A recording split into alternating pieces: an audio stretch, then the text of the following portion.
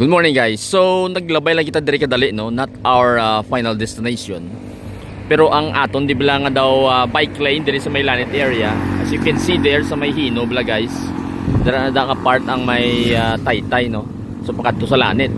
Coming in from C1. Currently ang progress diri is as you can see may may pedestrian lane ano, daw ang ginapanomdom ko gani last time sang last natong i-update diri is medyo lapad sa pero hindi sa lapad yun no. I was thinking about may bike lane pero currently hindi siya gid amo na kalapad no.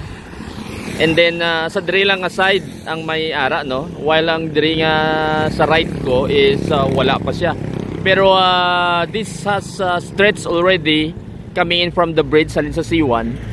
Siguro mga I think at least to siguro 1 kilometer away na siya no. Kaya nagligad na kalabay kita dire pero wala ko sa may nakita nga progress dire sa may right side. I don't know kung wala pa siya sing budget or base ang project nga ni is just on the left side sang pakanto ni Lanit nga highway ano. So well in the future try ta lang i-update ang dire nga area.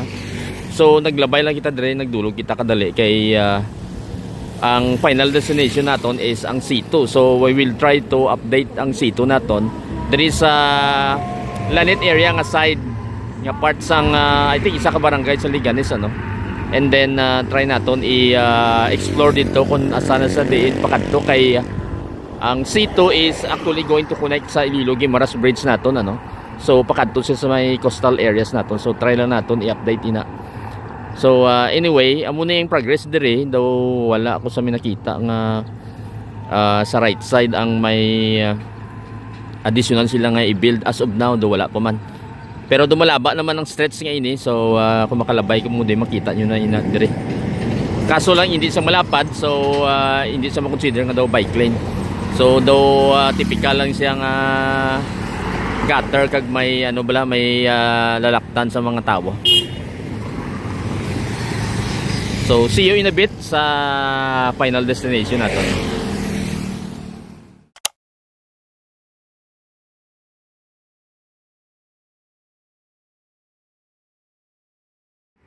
Okay guys, so nag-arrive na kita diri sa intersection no, sa aton ding main highway kag ang aton nga C2.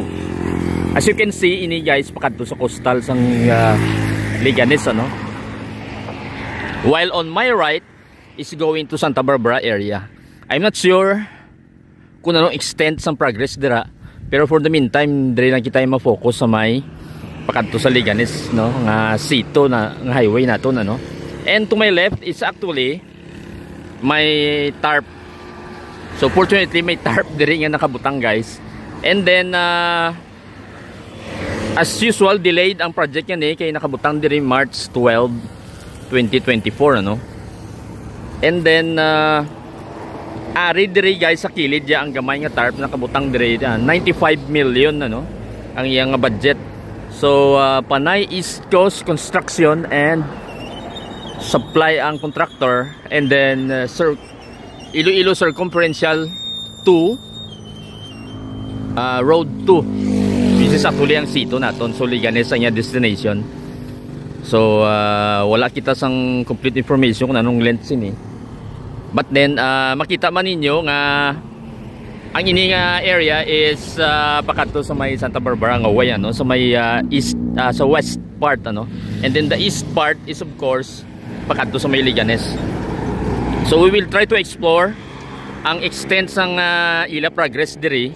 Kay basically ang diri ang crossing area daw human naman ang pakadto Santa Barbara makita ko to sa at a distance may heavy equipment dito, pero feeling ko daw lipot pa lang ilang na cement ano, possible rough road pa ina. So base ang sa may leading sa Liganes guys ang pakadto sa aton bilang Iloilo Guimaras Bridge in the future kay C2 makonect. So base mas gin prioritize ang diring area. So try natin explore.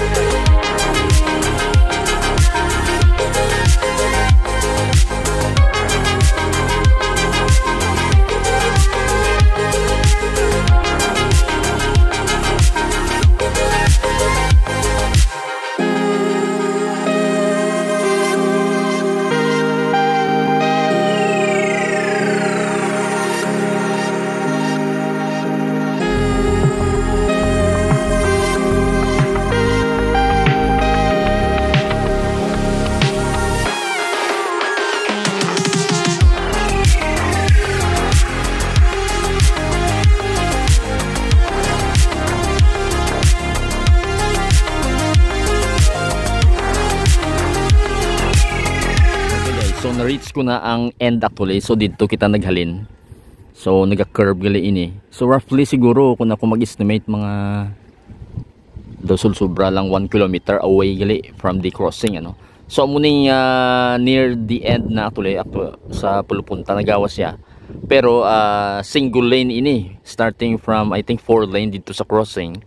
So ini single lane. So currently makabutang po sila additional ng mga lanes dire. So siguro 4 lanes man siya plus ang sa kilid ng areas dire guys.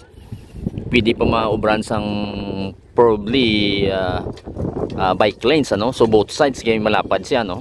So para makita nyo lang, malisok kita sa likod ko ding area. So ang diring area wala pa ini masementa no. So currently ang dire lang asta ang nasemento nila. So makita ninyo kag may mga framing pagani no. So coastal area na actually ni guys ang punta ni. So siguro mga few meters away, probably the most 800 siguro. So coastal area na guys.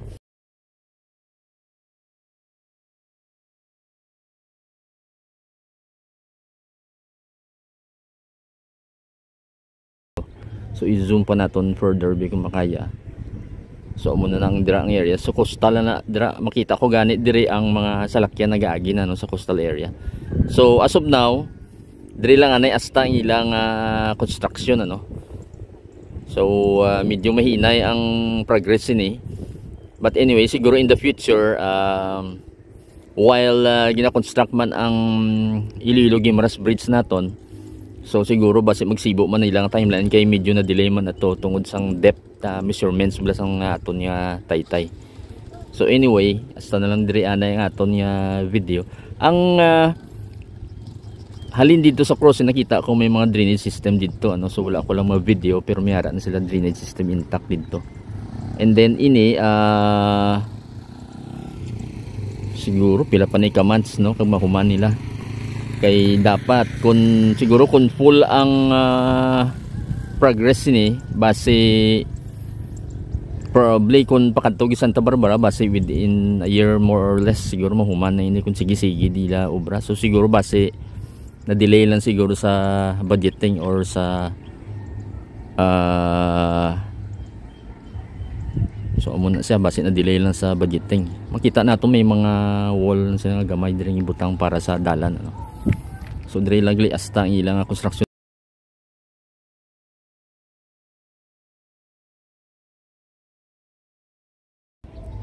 Well maybe kung base after 3 months makita na natin dire ang major progress nila.